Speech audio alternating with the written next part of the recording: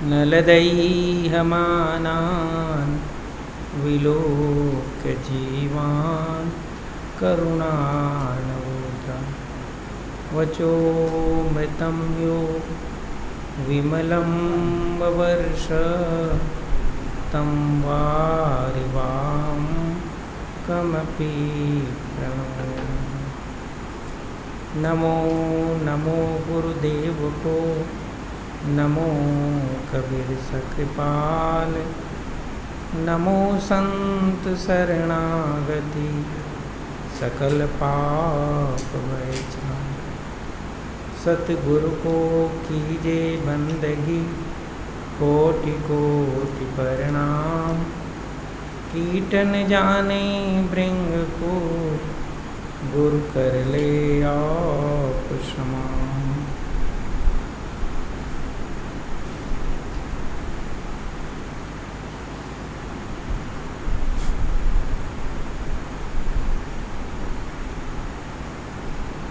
इस संध्याकालीन सत्र में विराजित संत समाज दूर से बैठकर इस सत्संग का लाभ ले रहे सभी भक्तहंस प्रेमीजन संत महान साहेब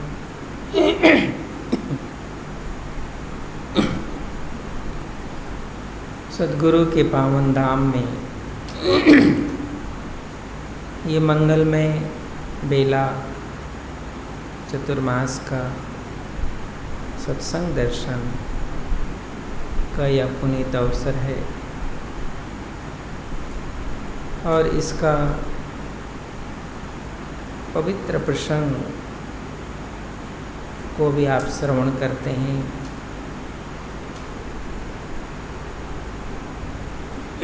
अनुराग सागर की कथा के माध्यम से संत श्री टकसाल साहेब जी आप सबको इस अनुराग सागर का सुंदर कथा वार्ता श्रवण कराते हैं।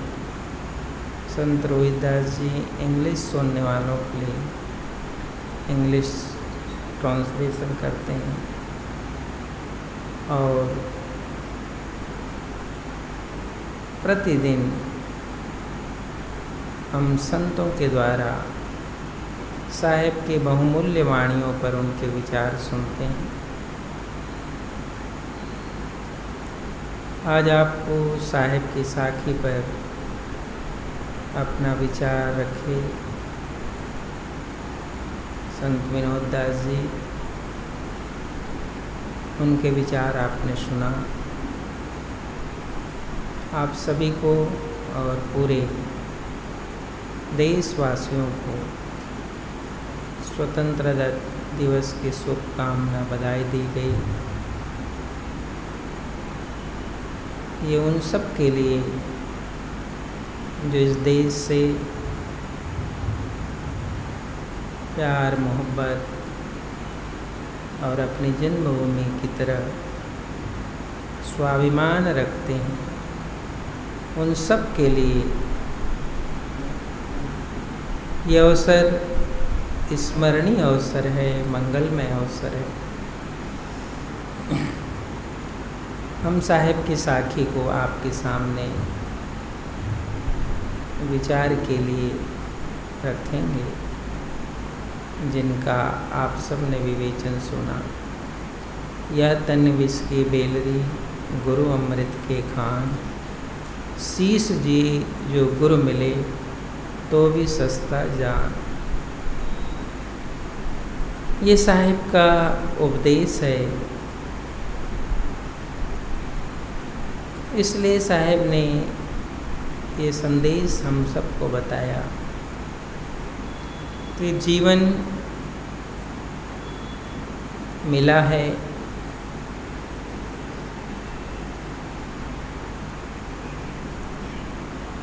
तो जीवन अधूरा न रहे, जीवन में खामियां न रहे, जीवन में असंतोष न रहे। जीवन में अफसोस न रहे। इसके लिए सदगुरु कबीर साहब ने ये साखी के माध्यम से हम सबको उस श्रेष्ठ अवसर का पहचान कराया, श्रेष्ठ जीवन का पहचान कराया, श्रेष्ठ समय को जानने के लिए कहा। और इसलिए कि जिसके बिना जीवन में पूर्णता नहीं आती, जिसके बिना जीवन का जो श्रेष्ठतम स्वरूप है उसका बोध नहीं होता, और जीवन के बहुत से क्रियाकलाप अज्ञान की अवस्था में क्रियान्वित कर दिए जाते हैं, उसके लिए साहब ने संदेश दिया। और इस साखी में जिस विशेषता और कमी को बताया गया है वो साहब के अपना दृष्टिकोण है, विशिष्ट दृष्टिकोण है, उसके द्वारा साहब उपदेश करते हैं। और जो गुरु के बिना जो विवेकी हैं, जो गंभीर हैं, जो इस मर्ज की दवा को जानते हैं, उस गुरु के बिना इस जीवन से न यहीं का अंधकार मिटता है, न जन्म मरण का अंधकार मिटता है। ये साहब संदेश देते हैं। इसलिए साहब कहते हैं यह तन विष की बेलरी। अब ये साहब कहते हैं ये तन, ये शरीर विष की लता की तरह है और गुरु अमृत के खान।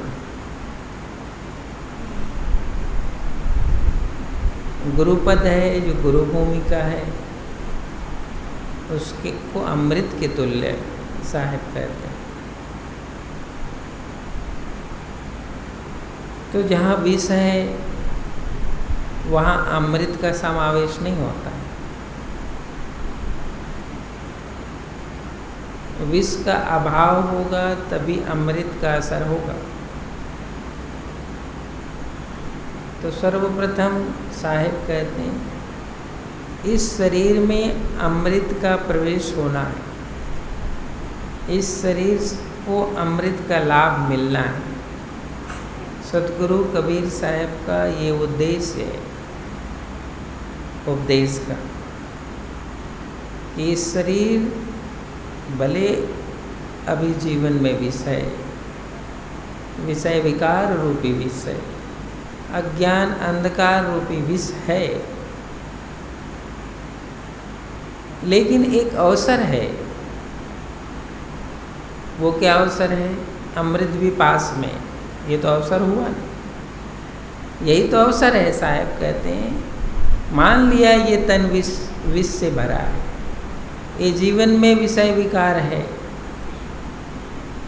लेकिन एक अवसर है अमृत का, और यही इस मानव जीवन की विशेषता है या मूल्य है कि यहाँ अमृत भी है। यदि जीवन विष है तो इस जगत में अमृत भी है। इसी बात को साहब कहते हैं कि इस शरीर में विष का प्रभाव है तो अमृत भी उपलब्ध है। तो यदि विष का प्रभाव समाप्त हो जाए तो अमृत का प्रभाव प्रभावित हो जाएगा, ये साहब कहते हैं। मान लिया कि जीवन में विचार, आचार, व्यवहार, रहन सहन, सोच, संकल्प, इन सब के साथ कुछ न कुछ बंधन है, कुछ न कुछ विषय का अंधकार है, ऐसा साहब कहते हैं। लेकिन यदि अमृत भी है, जिसको साहब ने कहा सद्गुरु के रूप में अमृत है, ये जीव शरीर के रूप में विषय है, विष है, तो सद्गुरु के रूप में अमृत है।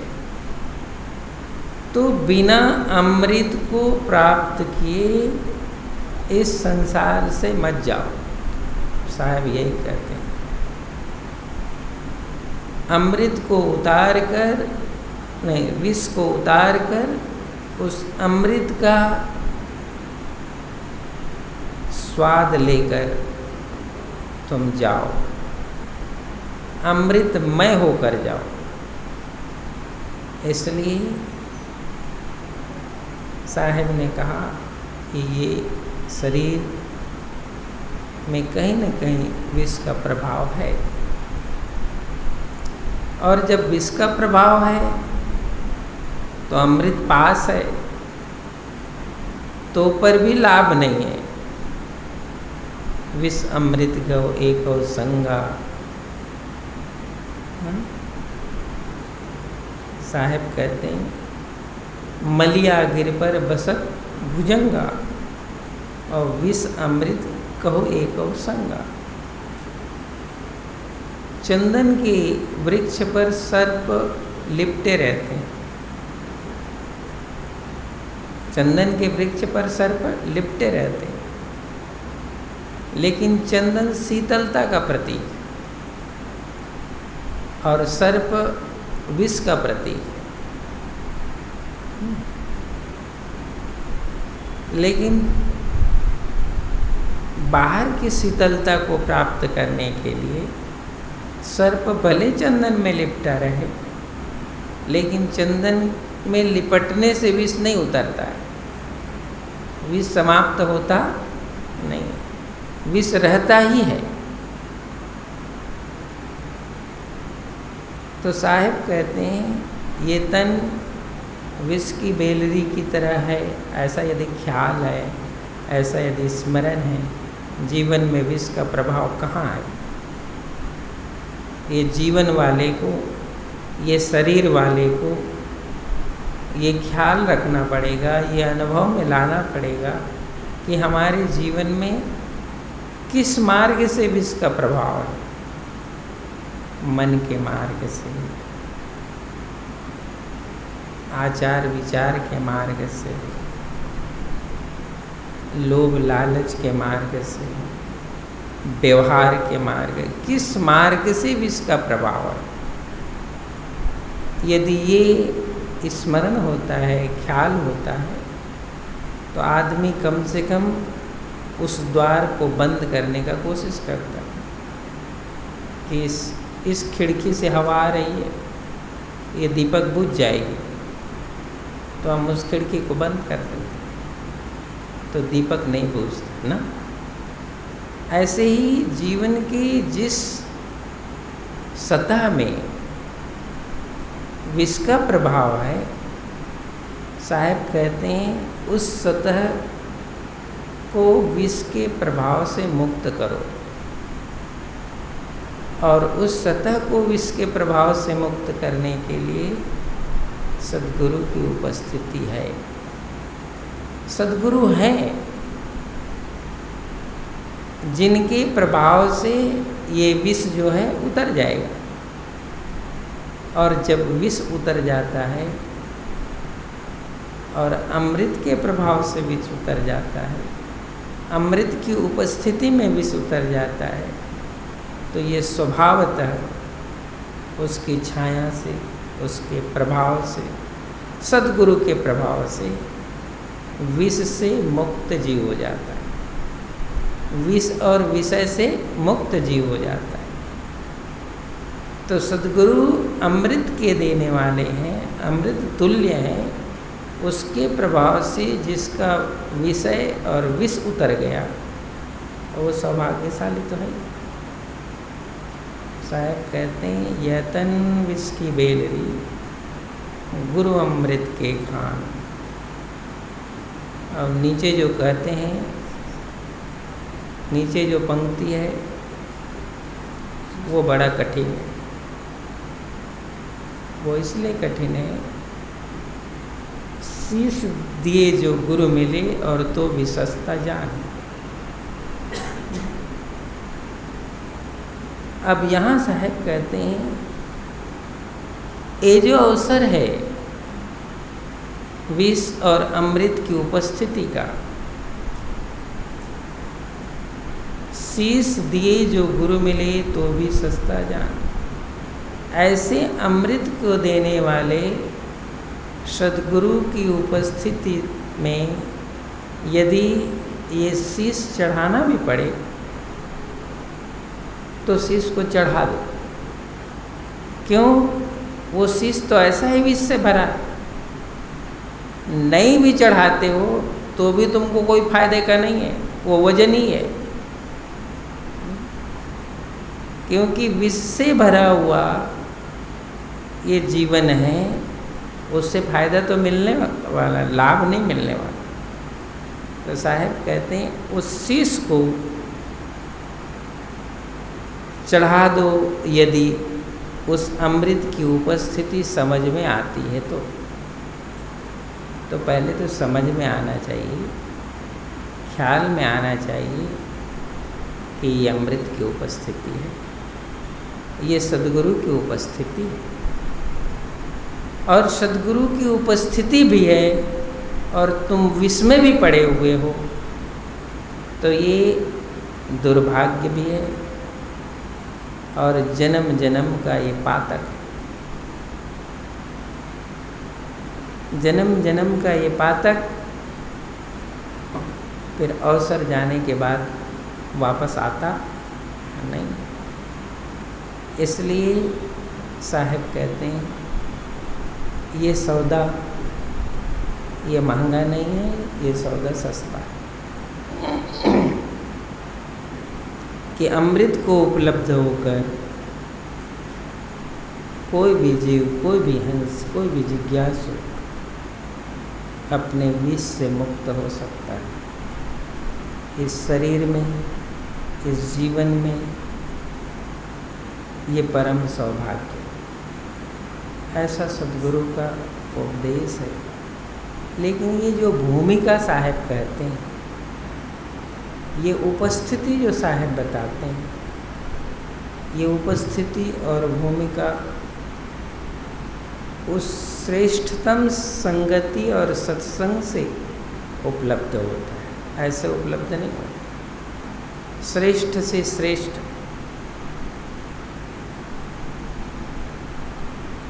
शब्द का आदान होना चाहिए, शब्द का आगमन होना चाहिए, गुरु के शब्द का आगमन जीवन में होना चाहिए। तब ये जो विष है वो दिखाई पड़ता है। और जब विष दिखाई पड़ता है तभी आप विष से मुक्त होते हैं। विष नहीं दिखाई पड़ता है, हम विषय से और न विष से मुक्त हो सकते। तो सद्गुरु कबीर साहिब ने उस भक्ति की भी ऊंचाई बताई। जीवन कैसा है, किस परिस्थिति में है, उसको भी साहब ने चित्रित किया, उसको भी दिखाया। और एक गुरु और शिष्य के बीच क्या संभव है, क्या हो सकता है, इसको भी साहब ने बताया। और क्या बताया? अमृत प्राप्त करने के लिए, अमृतमय होने के लिए वो जितने विषय के शीश हैं उसको काटना पड़ेगा ही। विषय के जितने भी शीश हैं उसको काटना ही पड़ेगा।